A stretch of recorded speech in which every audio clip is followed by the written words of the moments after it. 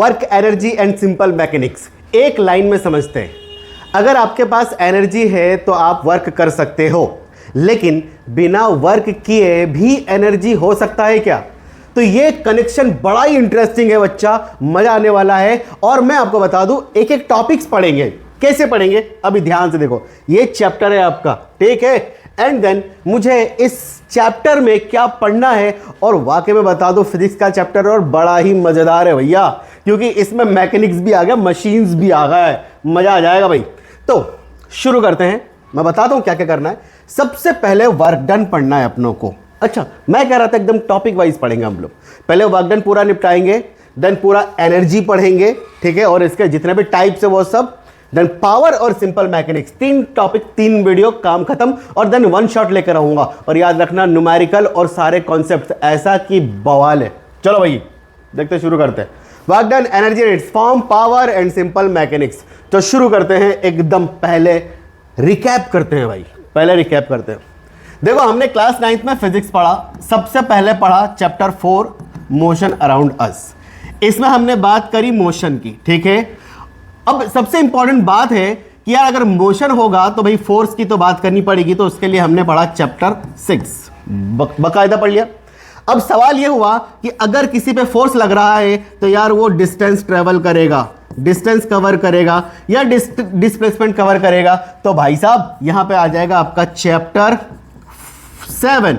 और एक और बात बताओ, अगर तुम किसी को फोर्स लगाओगे तो भैया डिस्टेंस ट्रेवल करेगा तो वर्क डन होगा। और आप फोर्स तभी लगा पाओगे जब आपके पास एनर्जी होगी, और एनर्जी होगी तो कितनी इफिशिएंट के साथ लगा रहे हो, मतलब पावर की बात करनी पड़ेगी। और ये सारी चीजें कौन कौन सी मशीन्स में लगता है, ये है चैप्टर, समझे क्या? चलो अब यहां पे देखो कि why energy matter in our daily life. मैं बता रहा हूं, बस वीडियो देखते जाओ, बहुत मजा आने वाला है। एनर्जी हमारे डेली लाइफ में क्यों जरूरी है? अरे भाई अगर हम लुल्ला पुल्ला रहेंगे तो क्या होगा? जैसे है ना, किसी किसी बच्चे को नहीं बोलते एकदम लूला, एकदम मतलब दुबला रहता है वो बेचारा, खाने पीना अच्छे से नहीं करता हो या जो भी हो, तो बोलते अबे क्या खत्म खलीफा हो रहा है। खैर, हर एक एवरी सिंगल के लिए एक्शन, सिंगल एक्शन के लिए आपको क्या चाहिए? एनर्जी चाहिए। तो देखो, every single action we perform, running, lifting, pushing, even thinking, अपने स्कूल का बैग उठाना, कोचिंग जाना, भागना, दौड़ना, खेलना, कूदना, उछलना, हर एक चीज में आपको क्या चाहिए? एनर्जी चाहिए, ठीक है। तो ये देखो सारी चीजें, energy, heat energy, light energy, electricity energy, ये सारे तो अपने एनर्जी के फॉर्म बताए सर, लेकिन अभी तक वर्क डन नहीं आया। अरे रुक जा जरा, सब्र कर, अब वर्क डन की हम बात करेंगे। एक्चुअल में क्या है मालूम है? वर्क डन जो है ना, मैं एकदम अच्छे से समझाता हूं। वर्क डन जो है ना भैया, एक तरह से मेजरमेंट ऑफ एनर्जी है। मतलब वर्क डन जो है ना भाई, एक्चुअल में क्या है? एक measure of energy transfer, measure of energy transfer. बात समझ में आ रहा है? ठीक है, इसी को हम लोग क्या बोलते हैं? Energy transfer. भाई इसको आप वर्क से बोल सकते हो। बोले अभी तो सिर्फ समझा है। बोले सर एनर्जी ट्रांसफर, वर्क अभी भी नहीं समझ में आया भाई। तो देखो, वर्क का अगर सिंपल डेफिनेशन कोई देखा ना, तो ये देखो, work done is only when a force cause displacement in the direction of the force। ध्यान से सुनना, मेरे पास एक ब्लॉक है m मास का, मैंने इस पर फोर्स लगाया तो ये बॉडी क्या हो जाएगा? डिस्प्लेस होना शुरू हो जाएगा, और ये यहां तक आ जाएगा, ये m मास का यहां पर आ जाएगा। ये इन्होंने क्या करा? डिस्प्लेसमेंट करा, ठीक है। तो सवाल सुनो, यहां से समझ में नहीं आएगा, मैं इस स्लाइड में आ जाता हूं। देखो वर्क डन 2 डेफिनेशन है। आप तो ये बोलो कि पहला कि यार वर्क डन जब फोर्स लगाएंगे तो उसके डायरेक्शन में डिस्प्लेसमेंट होगा, ये वर्क डन होगा। एंड दूसरा जो है आपका, work done is the product of magnitude of force and distance moved in the direction of the force. मतलब देखो बच्चा, मैंने यहां पर इस बॉडी में लगाया फोर्स, तो फोर्स इक्वल, ये जो फोर्स है ऑब्वियसली बॉडी यहां से डिस्प्लेस करेगी, डिस्टेंस एस, और ये यहां आ जाएगी, ठीक है। तो जिस हिसाब से डेफिनेशन है भैया, पहले ये पिक करो प्रोडक्ट, फिर ये फोर्स और ये डिस्टेंस, ठीक है। कायदे से वहां पे डिस्प्लेसमेंट भी होता है। तो अगर मैं इस फॉर्मूला लिखूं, work done equal to force into, चलो डिस्प्लेसमेंट ही लिख लिया मैंने, ठीक है। अगर इसका पूरा फॉर्मूला देखोगे तो W equal to F dot S होता है। एफ इंटू एस बोल दो, बहुत सारे डॉट लिखते हैं, बहुत सारे एस लिखते हैं, एफ इंटू एस, ये है वर्क डन आपका, ठीक है। और यहां पर वही फोर्स है, इस केस में F बराबर जो होगा ना, ये मास इंटू एक्सेलरेशन, और फोर्स जो होगा ना इस केस में कांस्टेंट होगा भैया, ये ध्यान रखना। फोर्स कैसा होगा? कांस्टेंट होगा। ये बात समझ में आ गया? तो मतलब वर्क डन का एक फॉर्मूला ये भी हो सकता है मास, लेकिन हमको ये याद रखना है। अब यहां से क्या क्या चीजें आती है हमको, उसको देखो बच्चा।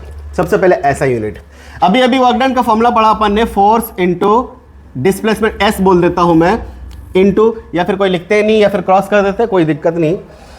तो अगर मैं इसका ऐसा यूनिट निकालूंगा ना, तो ऐसा यूनिट क्या होता है, सुनो मेरी बात। मैं पहले लिखता हूं फोर्स की जगह पे ये एक तो हो जाएगा न्यूटन इंटू, अरे यार ऐसा यूनिट डिस्टेंस का क्या होता है, मीटर, ये होता है न्यूटन इंटू मीटर, और इसी को हम लोग बोलते हैं जूल, और इसको हम लोग कैसे लिखते हैं बच्चा, जैसे। मतलब एक ऐसा यूनिट आ गई न्यूटन इंटू मीटर, दूसरा आ गया जूल। अच्छा, एक और सवाल बहुत इंपॉर्टेंट बच्चों को पूछता है, वो ध्यान नहीं रख पाते वो, तो work done equal to force into displacement, तो इसको लिख दिया मैंने मास और इसको लिख दिया एस। भाई मास का क्या होता है केजी, और एक्सेलरेशन का क्या होता है मीटर पर सेकंड का स्क्वायर, और इसका हो जाएगा मीटर। मतलब फाइनली जो आएगा KG into metre square upon में सेकंड का स्क्वायर, और आप इसको बोलो KG into metre square second की पावर -2। तो ये भी एक ऐसा यूनिट है भाई वर्क का। तो समझ में आ गया मुझे कि ऐसा यूनिट ऑफ वर्क जो होगा, ऐसा ही यूनिट ऑफ वर्क जो होगा वो ऐसा होगा। पहले work done equal to newton into metre, एक पहला, दूसरा हो जाएगा आपका जूल, ठीक है, और तीसरा हो जाएगा केजी मीटर स्क्वायर अपन में सेकंड का स्क्वायर। अच्छा, यही तो है आपका जूल, ठीक है। अगर कोई बोलेगा, कैसे सवाल पूछेगा, द ऐसा यूनिट ऑफ वर्क इज, ये देगा तो भी सही आंसर है, ये देगा तो भी आंसर सही है, ये देगा तो भी आंसर सही है। क्या इतनी बात समझ में आ गया? बिल्कुल बच्चा। अब आगे देखो, अब एक छोटा सा क्वेश्चन आता है 1 नंबर का, डिफाइन 1 जूल। 1 जूल को आपको डिफाइन करना है। तो सुनो, मैं अभी बताता हूं इसका डेफिनेशन। अगर मैं बोलूं work done equal to sir force into displacement है मेरे पास, ठीक है, work done equal to force into displacement. अगर इफ, अभी डेफिनेशन बताता हूं मैं, यहां लिखूंगा, अगर फोर्स बराबर मेरा 1 न्यूटन हो जाए और 1 न्यूटन की फोर्स में से बॉडी 1 मीटर डिस्प्लेस हो जाए, बात समझ में आ रहा है? तब वर्क डन अगर मैं निकालूंगा तो 1 न्यूटन इंटू 1 मीटर, इसका मतलब 1 न्यूटन इंटू मीटर, इसका मतलब 1 जूल। अभी बोला था इसको हम लोग क्या बोलेंगे, जूल। तो वर्क डन बराबर 1 जूल। तो ये तो मैंने तुमको कर दिया डेफिनेशन, वो डेरिवेशन, लेकिन इसको हम लिखेंगे कैसे, तो क्या बोलना मालूम है, 1 Newton work is required to move an object for 1 meter is 1 joule। Writing पे मत जाओ, जो समझा रहा हूं उसको समझो। क्या ये बात समझ में आ गया? क्या ये कॉन्सेप्ट क्लियर हो गया आपको? आगे बढ़ते अपन, ठीक है। अब देखो भाई, खतरनाक यार, काम तो सब करते हैं, ठीक है। अब काम सब करते हैं तो काम में फर्क नहीं होता है क्या? कोई अच्छा काम होता है, कोई बुरा काम होता है, कोई ठीक ठाक होता है, मतलब समझ रहे हो? टाइप्स आ गया यहां पर। तो एग्जैक्टली अगर आप टाइप्स ऑफ वर्क डन देखोगे तो आपको 3 तरह के मिलेगा। एक पहला मिलेगा आपको, हम लोग यहां पे पहला पढ़ेंगे सबसे पहले पॉजिटिव, एंड दूसरा पढ़ेंगे हम लोग 0, एंड तीसरा पढ़ेंगे हम लोग नेगेटिव वर्क डन। ये 3 टाइप का वर्क डन होता है। अब क्या होता है सिंपल, इस डायग्राम से अगर आप अभी समझ पा रहे हो तो ठीक है, वरना मैं आगे बता रहा हूं। पॉजिटिव वर्क डन फोर्स और डिस्प्लेसमेंट एक ही डायरेक्शन में होगा।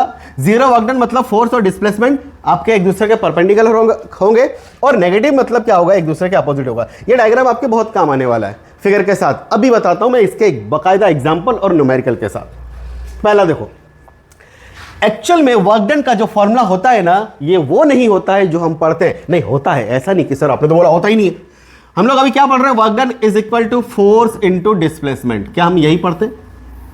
ठीक है, फोर्स इंटू डिस्प्लेसमेंट। लेकिन यही चैप्टर आपका 11th क्लास में है, मैकेनिक्स में। बोले वहां पर क्या चलता है, तो मैं आपको बता देता हूं, सुनो मेरी बात। अब एक एग्जांपल समझो। अभी जो हम लोग ये फॉर्मूला पढ़ते हैं ना, इसमें आप बॉडी को सिर्फ हॉरिजेंटली ही फोर्स लगा के धक्का रहो। कैसा? हॉरिजेंटल या वर्टिकल, या हॉरिजेंटल या वर्टिकल। ये 2 टाइप के फोर्स के लिए आपका ये फॉर्मूला एप्लीकेबल है।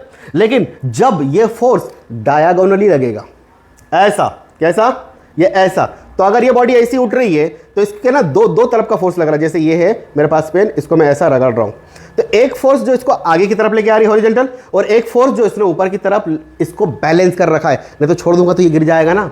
समझे? कुछ नहीं समझे? अब भी समझाता हूं। मान लो इस बॉडी को मैं इधर फोर्स लगा के खींच रहा हूं, तो इसके ना दो कंपोनेंट होंगे, एक कंपोनेंट आपका इधर होगा जो एक्स एक्सिस के तरफ, ये इसको आप बोलोगे हॉरिजॉन्टल, ठीक है, जो हॉरिजॉन्टल मोशन दे रहा है ये चीज, अरे मूव कर रहा है हॉरिजॉन्टल मोशन, या हॉरिजॉन्टली फोर्स ये लग रहा है, लेकिन एक इधर की तरफ लग रहा होगा और वो क्या होगा मालूम है, ये इसको बैलेंस कर रहा होगा, ग्रेविटी mg नीचे लगती है ना, तो एक फोर्स आपका इधर होगा, इसको हम लोग क्या बोलेंगे, वर्टिकल कंपोनेंट, बस वर्टिकल लिख के छोड़ देता हूं। अब इन दोनों के बीच में क्या ये एंगल थीटा दिख रहा है क्या, बोले सर ये तो 11th में हमको क्यों बता रहे हो, बच्चा सीबीएसई है, कोई मजाक नहीं है, और ऊपर से आपका एनटीएससी ओलंपियाड वगैरह क्या क्या नहीं होता है, उधर तो थोड़ी बख्शेंगे ये लोग, आपको पूछेंगे वो तो, ये थीटा। तो इसको ना, इस फोर्स को हम लोग रिजॉल्व करते हैं कि यार इधर की तरफ ले जाने वाला फोर्स कौन है और उधर की ले जाने वाला फोर्स कौन है, अरे यहाँ फोर्स ही लिख लो, यहाँ पर भी इसको छोड़ो और फोर्स ही लिख लो।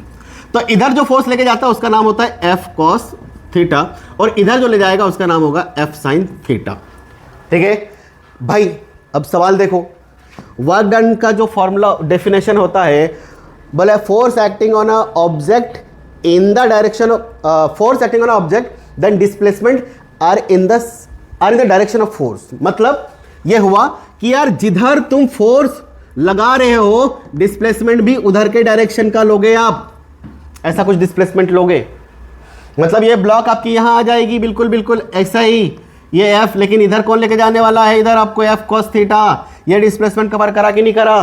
तो इस हिसाब से मतलब मालूम है मुझे कि वर्क डन जो होता है ना, फोर्स एंड डायरेक्शन जो होगा, force and displacement, force and displacement, मतलब हम बोलेंगे कि यार work done F cos theta हो गया और यहाँ पे डिस्प्लेसमेंट को मैंने ले लिया एस।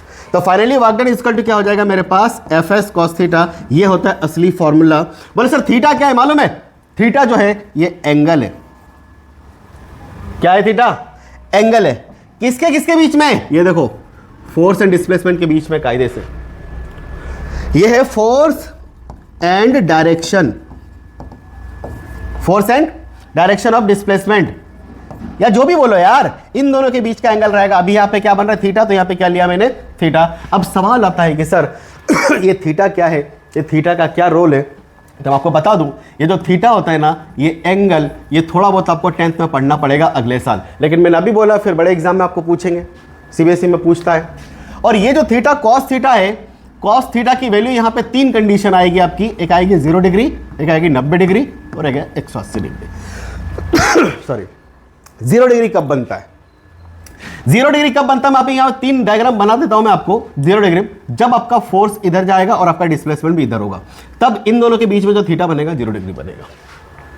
अच्छा, दूसरा केस ये है कि अगर आपका डिस्प्लेसमेंट इधर हो रहा है और तुम फोर्स ऐसा लगा रहे हो या ऐसा कहीं पे भी लगा रहे हो, थीटा बराबर आपका 90 डिग्री होगा। और मान लो इधर फोर्स लगा रहे हो, डिस्प्लेसमेंट इसका अपोजिट हो रहा है, तो इस केस में क्या बनेगा 180 डिग्री। ये 3 केस समझ में आ गया, ठीक है।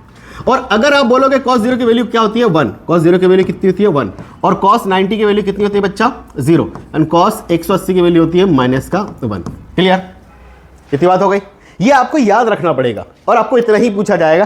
खैर 30 की 60 की भी वैल्यू होती है, लेकिन अभी हम लोग 3 केस पढ़ेंगे, पॉजिटिव, नेगेटिव और 0 वगैरह, ठीक है। इतनी बात समझ में आ गया।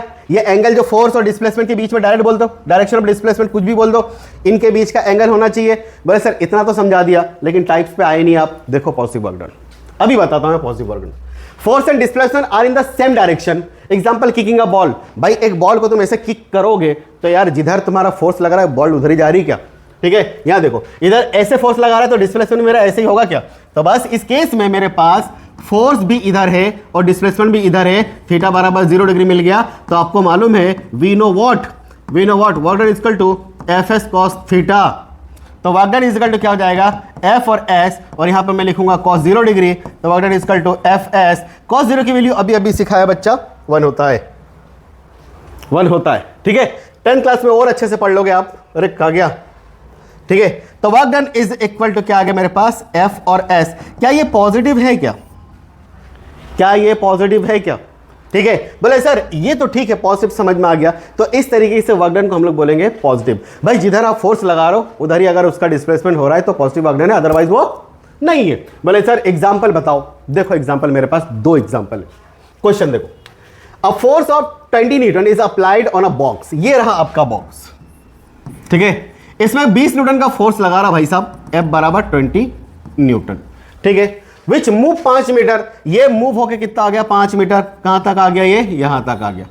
ठीक है, अब इन the direction of the force, जिधर फोर्स लगा रहा है उधर ही तुम्हारा डिस्प्लेसमेंट हो रहा है, तो फाइंड द वर्क डन। अरे यार काय को मजे ले रहे हो, अगर हाँ एक मिनट इसमें अगर देखोगे एफ भी इधर डिस्प्लेसमेंट भी इधर, थीटा बराबर 0 डिग्री, मतलब cos 0 की वैल्यू अंडरस्टूड 1 है, तो इसलिए हम लोग लिखते हैं वर्क डन बराबर F इंटू एस, और यहाँ पे इंटू में 1 छुपा हुआ है बच्चा, समझा क्या? लेकिन अपन नहीं लिखेंगे, आप चाहो तो cos थीटा जो पहले सिखाया था वैसा भी कर सकते हो। तो work done equal to force कितना है 20 न्यूटन, और ये एस कितना है मेरे पास 5 मीटर, तो ये वर्क डन इक्वल टू क्या आ गया 100 न्यूटन इंटू मीटर। अरे यार न्यूटन इंटू मीटर को क्या बोलते हैं, जूल, 100 जूल, जूली समझ में आया ना बच्ची? ओके आगे, ये क्या बोलना चाह रहा है, हाँ एप्पल, ये एप्पल ने तो 12 बजा रखी है अपनी, या तो फोन हो या न्यूटन हो, दोनों ही नहीं मान रहे। An apple falls from a tree, ठीक है भैया, पेड़ के झाड़ से एप्पल गिर रहा है। The force on gravity of Apple is 2 Newton. अरे भाई सबको मालूम है, मान लो ये एप्पल है, हमारा वाला तो ऐसे ही होता है, नीचे गिरेगा, वेट बराबर mg लगेगा, क्या इसी वेट को हम लोग फोर्स भी बोलते हैं, क्या ग्रेविटेशनल फोर्स। ठीक है, तो कायदे से आपको देके रखा है F बराबर 2 न्यूटन, हाउ, ठीक है लगने दे, कोई दिक्कत नहीं। अब क्या बोला, downward, and the apple falls at distance 3 metre, मतलब ऊपर से नीचे कितने दूर गिरा वो 3 मीटर, मतलब डिस्प्लेसमेंट आ रहा हूं, मुझे 3 मीटर देकर रखा है। ठीक है, फाइंड वर्क डन। बेटे साफ इस केस में एकदम जिंदा ये कह रहा है कि भाई इधर लग रहा है ग्रेविटी फोर्स और ये डिस्प्लेसमेंट भी इधर हो रहा है, दोनों सेम डायरेक्शन, थीटा बराबर 0 डिग्री, तो अंडरस्टूड cos 0 1 है क्या, तो वर्क डन बराबर मेरा इस केस में हो जाएगा Fs cos 0 1, लेकिन हम लिखेंगे नहीं, 2 इंटू कितना है 3, तो बराबर आ गया क्या मेरे पास ये वाला, वर्क डन बराबर 6 न्यूटन इंटू मीटर बोलो, या वर्क डन बराबर 6 जूल बोलो। आप तो 6 जूल पूरा मत लिखो, 6J लिख दो। ठीक है, क्या ये क्वेश्चन समझ में आ गया? ओके, अब देखो जीरो वर्क डन, जीरो एकदम जीरो। ये देखो पावा की परी सुंदरी, ये क्या इसको धकेल रही बेचारी, अरे यार धकेल पाएगी क्या, इतनी ताकत नहीं है इनमें बेचारे, इसको ना एक मिनट, इसको अभी एनर्जी पढ़ाएंगे अभी थोड़ी देर बाद, फिर लगाएंगे कुछ ना कुछ मैडम। तो zero work done, zero work done का मतलब होता है भाई आप एनर्जी तो लगा रहे हो लेकिन काम नहीं हो रहा। ठीक है, अब काम नहीं हो रहा तो उसके लिए 2 तरीका हो सकता है फिजिक्स के हिसाब से, हो force is applied but there is no displacement. भाई तुमने फोर्स लगाया, डिस्प्लेसमेंट नहीं हो रहा, ये दीवार को धक्का मारे जा रही है, लेकिन इधर देखिए क्यों मार रही है यार, तो तुमको देख रही है, देखो। ठीक है, चलो डिस्प्लेसमेंट नहीं हो रहा है, मतलब इस केस में क्या हुआ, डिस्प्लेसमेंट s बराबर 0, तो इस हिसाब से वर्क डन बराबर फोर्स इंटू डिस्प्लेसमेंट, तो F इंटू 0, कायदे से तो 0 ही आया ना ये तो। और दूसरा जो होता है, क्या बोला इसने, फोर्स क्या लग रहा है यहाँ पे, force is upward but motion is horizontal. अरे रे रे रे, ये बच्ची को देखो बेचारी, ये किताब के बोझ में दबी हुई है, ये बच्ची स्कूल जा रही है, यहां देखो ये आगे जा रही है, लेकिन यहां पर ये बैग रखा है, बैग को नीचे क्या लगा रहा होगा mg, और mg को बैलेंस करने के लिए ऊपर लगा रहा होगा नॉर्मल, है ना, नॉर्मल फोर्स, ये भी तो एक तरह से फोर्स ही है, और ये दोनों बैलेंस होता है, चैप्टर 6 उठा के देख लो, यही कहता है वो। तो इस मैडम को मैं यहां ले आया। अरे यार इसको पहले समझ लेते हैं अच्छे से। ठीक है, अब देखो ध्यान से, कायदे से वर्क डन इस केस में फोर्स परपेंडिकुलर टू डिस्प्लेसमेंट, मतलब Fs cos 90 है क्या, ठीक है, और अगर Fs cos 90, दो कंडीशन है, cos 90 की वैल्यू क्या होता है 0, तो वर्क डन इक्वल टू क्या हो जाएगा Fs cos 0, तो वर्क डन बराबर हो गया आपका 0। ठीक है, एक तो ये हो गया, मतलब कंडीशन कह रहा है कि अगर डिस्प्लेसमेंट हुआ ही ना वो 0। दूसरा अगर फोर्स ही 0 हो जाएगा तब भी वर्क डन 0, और अगर F परपेंडिकुलर टू S हो जाएगा तो ये 3 कंडीशन बनती है 0 वर्क डन की, नॉट डिस्प्लेस, ठीक है, F नेट 0 और फोर्स परपेंडिकुलर टू S, मतलब थीटा बराबर 90 डिग्री, तीनों केस में 0 वर्क डन होगा। ठीक है, अब इस बच्ची का केस समझ लेते हैं। जैसे यहां देखो, नीचे mg लग रहा होगा और ऊपर आपका नॉर्मल फोर्स लग रहा होगा, नॉर्मल फोर्स, और बेचारी बच्ची किधर इधर मूव कर रही है, मतलब डिस्प्लेसमेंट इधर आएगा, दोनों के बीच में थीटा बराबर 90 डिग्री हो गया, तो वर्क डन बराबर अगर मैं बात करूं तो क्या हो जाएगा यहाँ पे, फिर से वही बात, Fs cos 90 हो गया, Fs cos 90 हो गया, और अभी बताया था वर्क डन बराबर 0। तो कुल मिला के 0 वर्क डन का ये जो भी घटनाक्रम था, ये डेफिनेशन और ये मैंने समझा दिया। लेकिन सर एग्जाम्पल बताओ यार, ये देखो भाई 7 करोड़ 7 करोड़ के केस में भी बिल्कुल वही है। बोले क्या ऐसा? यहां देखो भाई, ये ट्रॉली है भाई, महानायक है। यहां लग रहा होगा mg, और mg को पहले ये वेट बराबर या फोर्स ही ले लो, इसके इधर लग रहा होगा नॉर्मल, n बराबर ये भी हो जाएगा mg, मतलब ये भी एक तरह से हमारे क्या है, फोर्स ही है। ठीक है, अब ये कूली लेके बैग में जा रहे हैं आगे, तो 0 वर्क डन होगा कि नहीं होगा? बोले सर न्यूमेरिकल से समझाओ। A person, this person is carrying a suitcase of the weight 100 newton, और बहुत भारी यार, ऑन हिज हेड, ठीक है, and walk 20 metre on a horizontal, ठीक है, हॉरिजॉन्टल ट्रैक में मूव कर रहा भाई। Calculate the work done by the person the suitcase, 0। यहां पर आंसर हो जाएगा वर्क डन बराबर 0। अब देखो तर्क देखो क्यों? बोले here force perpendicular to displacement. ओ भाई, फोर्स परपेंडिकुलर टू क्या है हमारे पास? डिस्प्लेसमेंट। देयरफॉर, अच्छा ऐसा लिख लो, डिस्प्लेसमेंट हॉरिजॉन्टल हो रहा है और फोर्स ऊपर लग रहा है, थीटा बराबर मेरे पास क्या हो गया, 90 डिग्री। तो work done is equal to हो जाएगा मेरे पास Fs, अरे यार cos 90 हो जाएगा। चलो वैल्यू भी रख दो, इनकी इच्छा पूरी हो जाएगी। 100 न्यूटन मत रखो यार, न्यूटन मत रखो, इनटू डिस्प्लेसमेंट कितना है, 20 मीटर, ठीक है, और cos 90 की वैल्यू रख दो ना 0 सीधे, एक बार 0। तो वर्क डन बराबर कितने भी कर लो, आंसर तो 0 जूल ही आएगा। मतलब no work done by the, जो होगा ना ये पर्सन, नो वर्क डन जब ये सूटकेस रखा रहेगा। हो गया। अब याद देखो negative work done. Negative work done का सबसे बेस्ट एग्जांपल ऐसा है भाई, उल्टे काम है। फ्रिक्शन फोर्स का नाम सुना है, चैप्टर 6 से उठा के देखना। फ्रिक्शन फोर्स हमेशा ना अप्लाइड फोर्स का अपोज करता है। ये एग्जांपल अगर थोड़ा सा देखोगे मान लो इधर मैं लगा रहा हूँ फोर्स, इधर अप्लाइड फोर्स लग रहा है, बॉडी इधर मूव कर रही है, ठीक है, यहाँ पे इधर क्या होगा, डिस्प्लेस होगा, मतलब डिस्प्लेसमेंट का डायरेक्शन मेरा इधर है और अप्लाइड फोर्स का डायरेक्शन मेरा इधर है। लेकिन ये जो फोर्स है ना, ये फ्रिक्शन फोर्स है, और फ्रिक्शन फोर्स हमेशा क्या करता है, अपोज करता है। फ्रिक्शन फोर्स क्या करता है, अपोज करता है। तो यार ये फोर्स और ये फोर्स दोनों है तो फोर्स ना, है तो फोर्स ना। तो यहां पर एक चीज देखने वाली बात है कि सर मेरा यहां पर फोर्स इधर लग रहा है और डिस्प्लेसमेंट इधर हो रहा है, थीटा बराबर 180 डिग्री। इतना समझ के रहने दो, अब इसका डेफिनेशन पढ़ो। When a force act in a direction opposite to the displacement, like friction or brake on a cycle. Friction या brake, friction force opposite to the applied force. Brake लगाते हैं, बॉडी आगे मूव करते हैं ना, break लगाते हैं हम उसके अगेंस्ट, ब्रेक पीछे, मोशन आगे। ध्यान रखना इस बात का। तो ये एग्जांपल होता है। तो अगर मैं यहां पे देखूं तो चलो मैंने भले ही फ्रिक्शन फोर्स लिया, इधर जा रहा है और मेरे बॉडी का डिस्प्लेसमेंट इधर हो रहा है, थीटा बराबर 180 डिग्री। अभी बोला था cos 180 की वैल्यू -1 होती है, तो मेरे पास वर्क डन बराबर क्या मिला, Fs cos 180। तो work done is equal to क्या आ गया, Fs cos 180 की वैल्यू -1, वर्क डन बराबर माइनस का Fs। क्या ये समझ में आ गया? है ना यहाँ पर नेगेटिव, है ना यहाँ नेगेटिव। नेगेटिव एग्जाम्पल का एक और नेगेटिव वर्क डन का एक और एग्जाम्पल बताता हूँ। एकदम स्मूथ सरफेस, एकदम स्मूथ सरफेस, कोई फ्रिक्शन फोर्स नहीं है, जैसे कि बर्फ की सिल्ली है, वहां पर आप खड़े हो गए और ऐसा फूंक मारोगे ना तो पीछे की तरफ जाओगे, फूंक आगे, फोर्स पीछे, डिस्प्लेस हो गया ना। तो इस तरीके से चलो इसको एग्जांपल से समझते हैं। अब ये बुक का एग्जांपल है भैया, ये मैडम फुटबॉल का इधर फोर्स लगा रही है लेकिन डिस्प्लेसमेंट इधर हो रहा है। ऑब्वियसली होगा यार, क्यों, फोर्स से आ रहा है ना बॉल।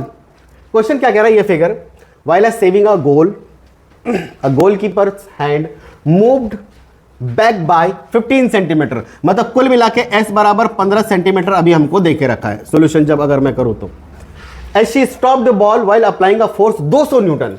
भाई ये डिस्प्लेसमेंट मेरा इस इधर हो रहा है, मैं एरो बना देता हूं इस तरीके से, और मेरा जो फोर्स लग रहा है, फोर्स बराबर 200 न्यूटन इधर लग रहा है बाबू, बराबर बराबर, ठीक है। तो यहां पर ये दोनों अपोजिट है क्या यार? एक काम करो ना बच्चा, यहां पर डिस्टेंस बराबर 15 सेंटीमीटर को अब एक काम करो, डिवाइड कर लो 0.15 मीटर, मीटर में करना पड़ेगा, ठीक है, ये कर लिया। तो यहां पर हेयर फोर्स मेरा इधर 200 न्यूटन और मेरा डिस्प्लेसमेंट इधर 0.15 मीटर, थीटा बराबर 180 डिग्री। तो now we know what, we know work done बराबर एफ एस कॉस थीटा होता है। अच्छा एंड विनो हेयर थीटा बराबर क्या बन रही है 180 डिग्री। तो वर्क डन बराबर F S cos 180। Work done F कितना है मेरे पास 200 न्यूटन, न्यूटन नहीं लिखूंगा मैं तो, ये क्या है 0.15, ठीक है ना, सही करा ना मैंने। और यहाँ पे हो जाएगा माइनस का 1। तो जो भी आंसर आएगा वर्क डन का, work done is equal to ये 15 दूना 30 हो जाएगा क्या भाई, यहाँ पे 200 इंटू 0.15, 0 0 5 दूना 10, 0 0 2, हाँ ये तो 0 0 0 0 हो गया ना, 0 0 0 ये 3, ठीक है भाई। पॉइंट 30 न्यूटन आ जाएगा आंसर इसका माइनस का, ये हो गया। ये जीरो वर्क डन का एग्जाम्पल है। एक और नेगेटिव वर्क डन का एग्जाम्पल है, sorry. A car moving on a road bring itself to हाफ बाय अप्लाइंग ब्रेक। भाई कार में रोड चला रहे हो तुम, एक हाफ ब्रेक लगाया, द ब्रेकिंग फोर्स मतलब friction force against the wheel. अब यहाँ पे आ गया फोर्स जगह किसको लेना पड़ेगा आपको, फ्रिक्शन फोर्स। मतलब कुल मिला के फोर्स जो है आपके पास 4000 न्यूटन है, ठीक है। अच्छा अगेंस्ट द डिस्प्लेसमेंट है क्या, ठीक। अब स्टॉप आफ्टर स्कीडिंग 12 मीटर। भाई 12 मीटर बाद ये क्या कर रहा है, ये रुक रहा है, ठीक है। तो कैलकुलेट द वर्क डन। इस दोनों ही केस में जब गाड़ी आगे बढ़ रही है, तुम ब्रेक लगा रहे हो, तो ब्रेक लगाने से क्या हो रहा है बच्चा, एक फ्रिक्शन फोर्स डेवलप हो रहा है क्या। लेकिन फ्रिक्शन फोर्स इधर लग रहा है, आपका गाड़ी को रोक रही है, लेकिन फिर भी डिस्प्लेसमेंट आगे हो रहा है। तो इस केस में हेयर अगर मैं देखूंगा तो यहाँ पे मिलेगा मुझे force and displacement are in opposite direction, ठीक है। भले सर कैसे, इधर अगर आपका फोर्स लग रहा है तो नहीं, ऐसा ले लो, फोर्स आपका इधर लग रहा है फ्रिक्शन फोर्स, और तो डिस्प्लेसमेंट किधर हो रहा है, इधर 180।